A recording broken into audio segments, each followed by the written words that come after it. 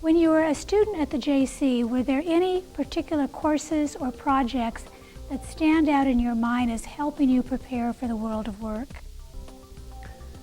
Well, I would say I could pull stuff from all of my classes. And that's the thing I really liked about the classes I took at the JC, because there was some practical hands-on experience that I got from each and individual class that I took. They get to know their students that way, that they could tell I was a go-getter, and so they wouldn't just give me a run-of-the-mill challenge. They would give me something that would really, push that outer limit, make me think hard on it to get the application to work, to do the best job, for that scenario. Do you have any advice for someone who is considering a career in desktop publishing or web design? Yes, don't limit your thinking to just one field of interest. Being well-rounded makes a lot of sense. So don't just learn how to use InDesign, learn about Quark, because there might be a time where you have to get in and use Quark. And there was, the bus schedules, for instance, they all came over in Quark. But I learned that I could convert all the files to InDesign, but that's just because I worked in both applications. Same way with working on a platform. If you don't know how to work on a PC or you don't know how to work on a Mac, somebody could come into you with one scenario or the other, and you would be limited in how you could help that individual. And in my actual work area, we mostly work with clients that work on PCs, but we work on Macs because that's our preferred platform. So we're constantly converting files, which you run into font issues and layout issues. If somebody sends a Word doc, it may look great on a PC, on a limited resolution monitor, but you pull it up on a Mac and all of a sudden things move, and you need to know how to get around things. So my famous line is, we know all the workarounds. Do you have any advice for someone who is considering going to the JC for training? Just really put your heart and soul into it.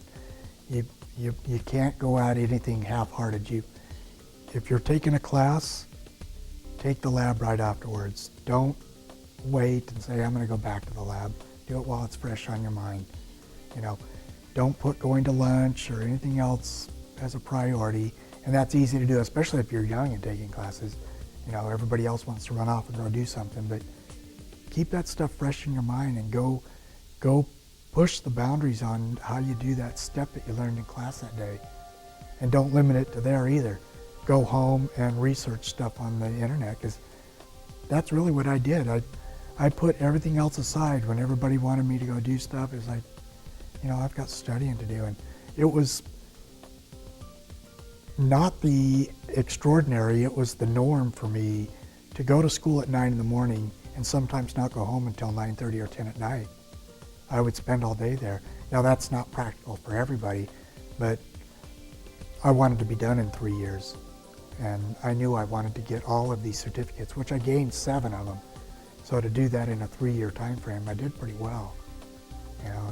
And graduated with honors and was on the dean's list 4 semesters in a row. So, though you don't get to those points, and I'm not really bragging about that, but it's just, you don't get those accolades without dedicating yourself wholeheartedly to it, and not getting discouraged when you can't figure things out or when you don't get the exact grade you want. You have to push yourself to do a little better.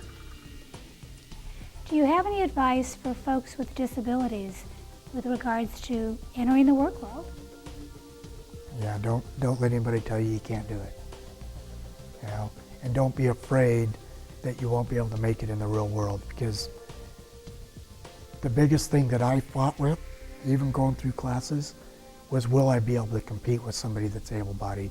Will I be able to do the same workload, work the same amount of hours, do it as quickly and efficiently as what somebody that is, completely normal?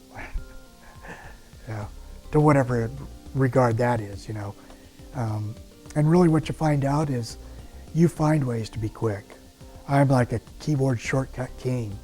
And I think a lot of people get that way. You find little niches, you find ways of doing stuff, And you really find that, especially when you go to the lab and work with other people and you start networking, people teach you their little tricks. Things you've been doing the hard way, someone shows you a shorter way of doing it. And then lo and behold, you'll be working on something and you'll accidentally do something and you'll find a shortcut or a better way of doing something, and then you'll do that, you know. And there's nothing wrong with doing something the long way if that's the most efficient way of getting it done. But, you know, don't limit yourself to, you know, not shooting for something that you really want to do just because you don't know. At first I thought that of myself, and, you know, it only took about 6 months of being an intern and asking a lot of questions throughout the process and finding out, you know what, I work just as fast as everybody else. You know, what the JC has to offer is a great curriculum, and you know, if I had to take classes again, I would definitely go back to the JC, because I find that, you know, everything's right there at your fingertips. They've got everything I ever needed to get to where I am today. And